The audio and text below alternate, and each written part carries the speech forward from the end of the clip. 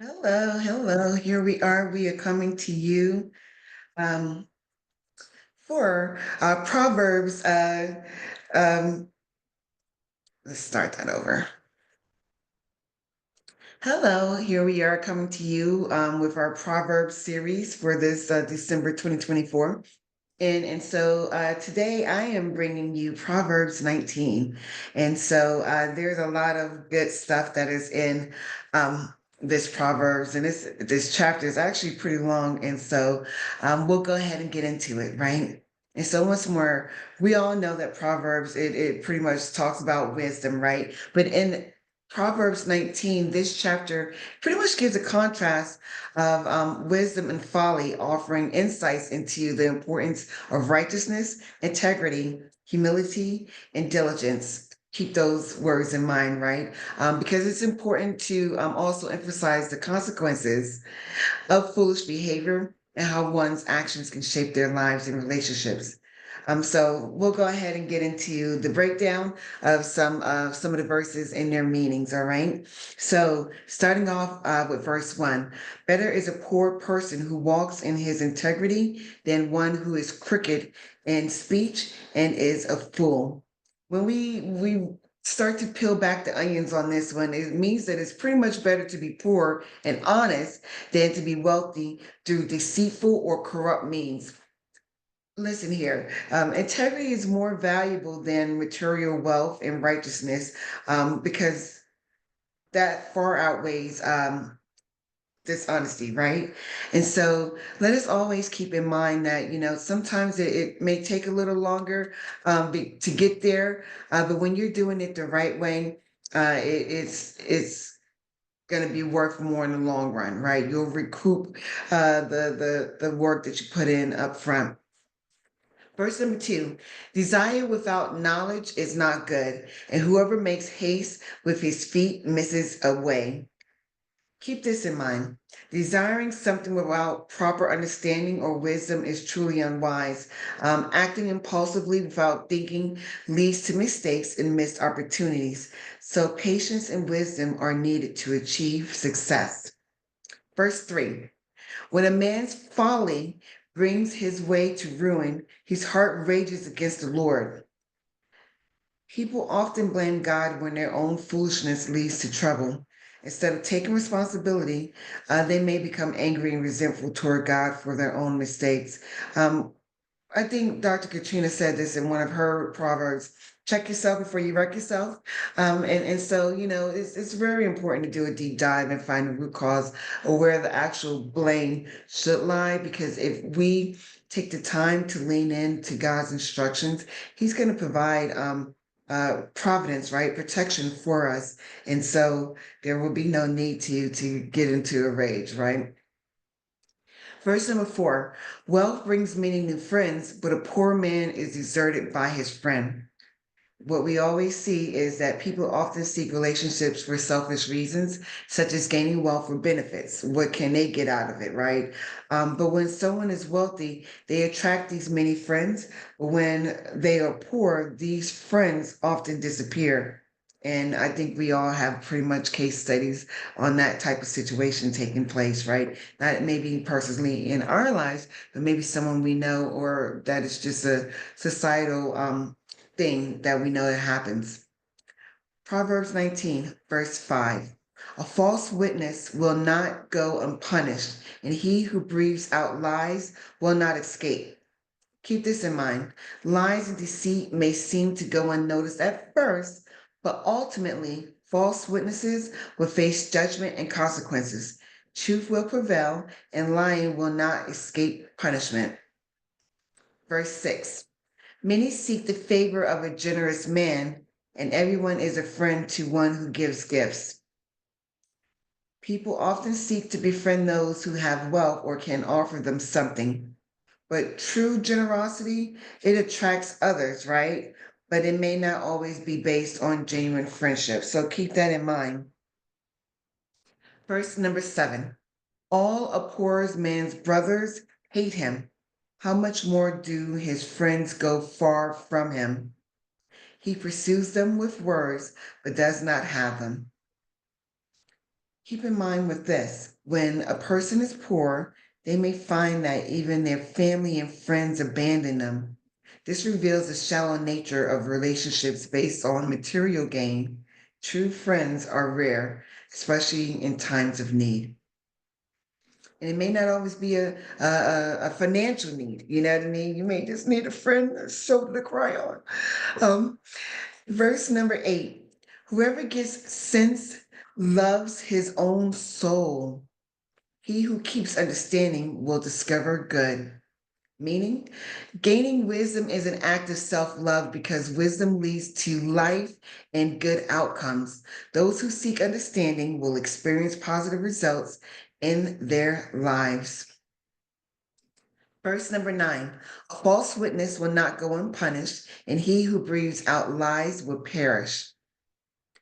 Repetition of the previous idea, right? Going back to dishonesty and lying, ultimately leading to destruction and judgment. No one can escape consequences of bearing false witness. Verse 10, it is not fitting for a fool to live in luxury, much less for a slave to rule over princes. Meaning, foolishness and wealth do not go together. It's inappropriate for a fool to have luxury, just as it's absurd for someone with proper character to have authority over wise people, right?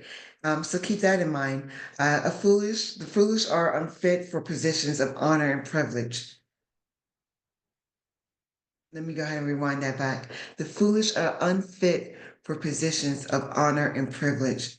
As we're out here and we're toiling and we're striving to obtain and achieve certain things in life, if we don't gain some sense about ourselves, some wisdom, it would be like having it in a bag with holes. It would just totally disintegrate, right? Verse 11, good sense makes one slow to anger, and it is his glory to overlook an offense. Keep this in mind. Wisdom helps a person control their temper. It's honorable to forgive and overlook offenses rather than hold grudges or react impulsively with anger. Verse 12, the king's wrath is like the growling of a lion, but his favor is like dew on the grass. Meaning, the anger of a king or leader is to be feared, like the roar of a lion. But when a leader shows favor, it refreshes and nourishes those under his care, like dew on grass. Leaders have great power over their subjects. So it is wise for us leaders to make certain that we use our power well. Verse 13, foolish son is ruin to his father, and a wife's quarreling is a continual dripping of rain. Meaning, a foolish child brings sorrow and distress to their father, just as a quarrelsome wife causes continuous frustration and strife in a marriage. Both situations can be wearisome and destructive. Verse 14, house and wealth are inherited from fathers, but a prudent wife is from the Lord. Meaning, while material possessions like a house or wealth may be passed down from one generation to the next, a wise and virtuous wife is a blessing that comes from God. She is a precious gift.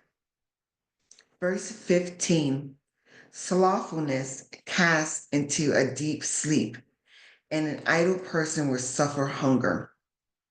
Meaning, laziness leads to poverty and hunger. When a person is idle and unwilling to work, they will experience lack and hardship. They say a man don't work, he don't eat. Verse 16, whoever keeps the commandment keeps his life. He who despises his ways will die. Keep this in mind. Obeying God's commandments leads to life and safety. Rejecting wisdom and living according to one's own destructive ways will lead to death. Period. Verse 17. Whoever is generous to the poor lends to the Lord, and he will repay him for his deed. Helping those in need is not just a charitable act, it is like lending to God. God will reward those who show kindness and generosity to the poor. And be mindful of that, okay? Verse 18, discipline your son, for there is hope. Do not set your heart on putting him to death.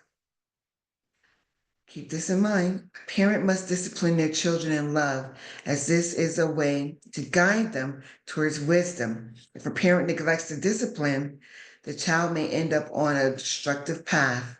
Correcting your child is an act of hope for their future. And I think I spoke about that when I read on chapter 13. It's not our duty to be our children's peeps. They're homeboys, homegirls, you know what I mean, best friends and everything else in between. We gotta let them know, and it's for the better. All righty. Here we are talking about verse 19.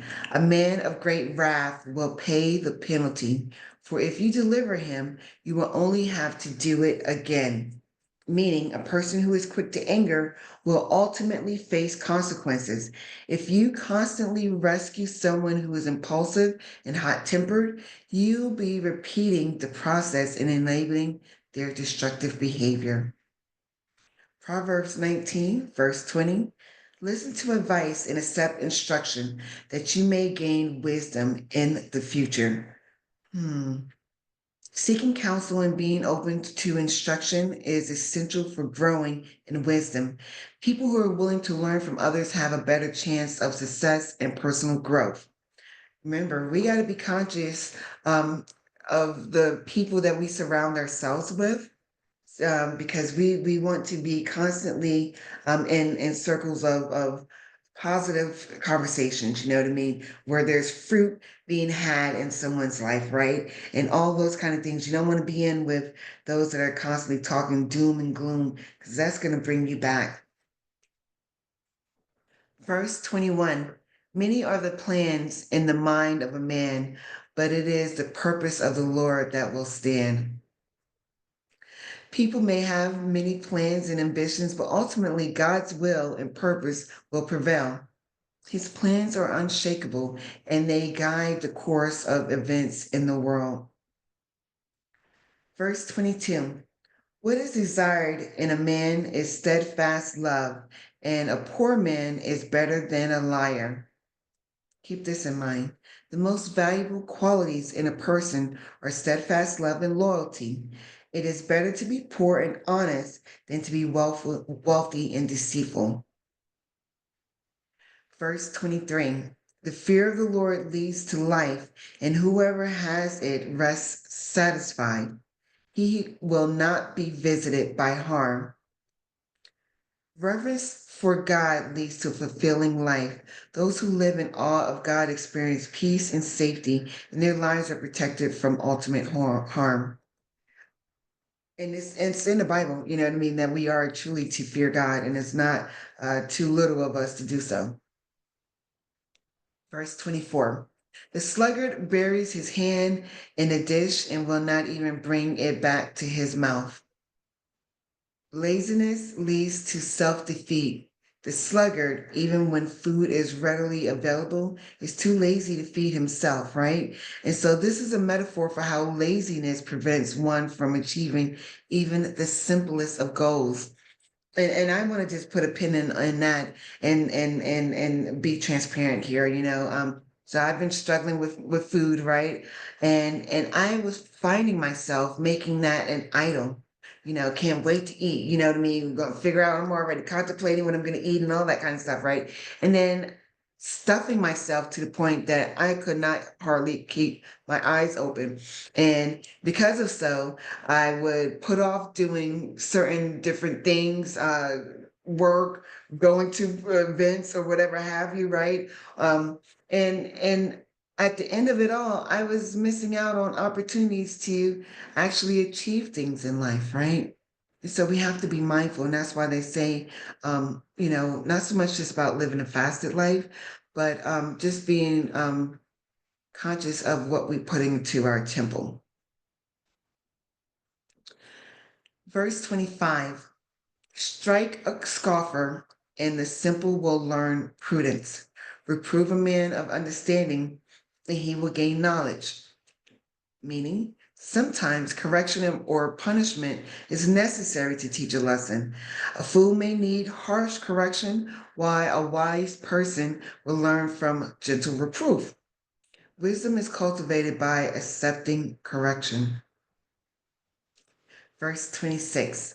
Whoever robs his father or mother and says, that is no transgression, is a companion to a man who destroys. Stealing from one's parents and justifying it is a serious offense comparable to destructive behavior. Such actions show a disregard for moral order and family integrity. Proverbs 19, verse 27. Cease to hear instruction, my son. You will stray from the words of knowledge. Meaning, if you're ignoring wisdom and instruction, um, it's going to lead to a path of ignorance and foolishness. Continue learning and listening to wisdom is essential for staying on the right course.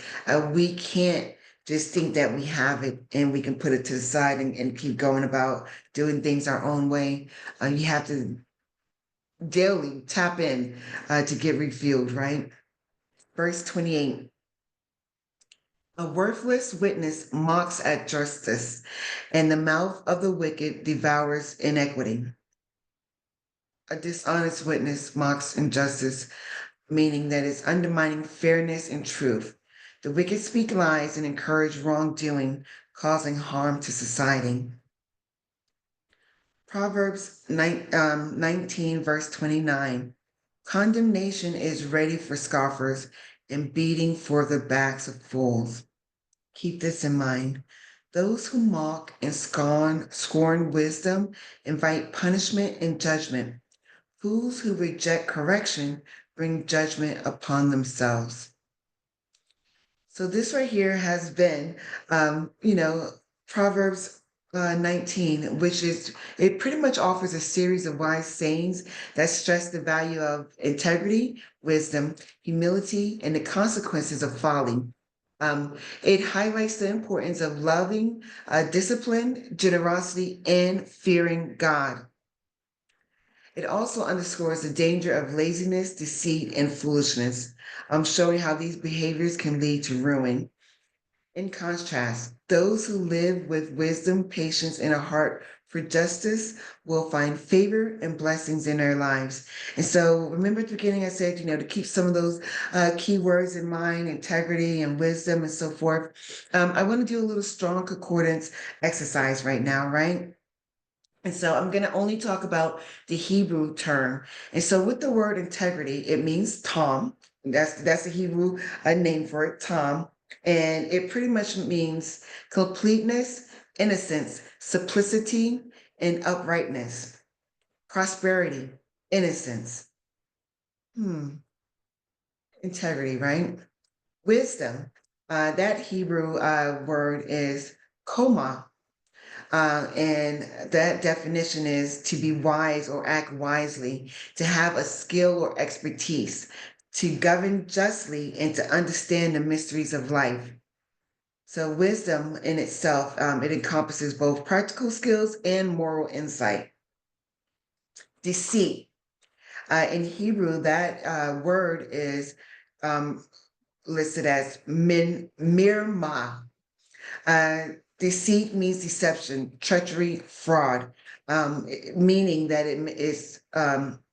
it's misleading or betrayal, dishonesty practices, lies, moral and ethical wrongdoing. And it pretty much highlights the contrast between righteous living and sinful behavior. So where we were talking about wisdom and this in comparison to deceit. Last one I want to leave you with is consequences. And so in Hebrew, it's ACAB, right? ACAB is AYKEB. And that definition means reward, result, because heel, HEEL, which means to follow at the heel, meaning to supplant or to overreach. Additionally, consequences means the last of anything, the result or compensation on or account of. And so these are some things to think of, as we start to grow in our Bible practices, and when we're doing studying and we're actually in it to get that meat off the bone. I advise anyone to look up certain words that may raise an eyebrow, or you may not have the full understanding, because sometimes some of the surface words, when you start to do a strong concordance research, it helps to enlighten the actual meaning, and then it helps to bring more revelation to that actual verse, or or maybe even the passage there in the scripture that you're reading. And so there's a lot of fun ways in which we can actually grow in the word, and in our love for God. And it's my prayer that you continue to tune in with us as we're continually pressing forward through this Proverbs series. Have a good one, and God bless.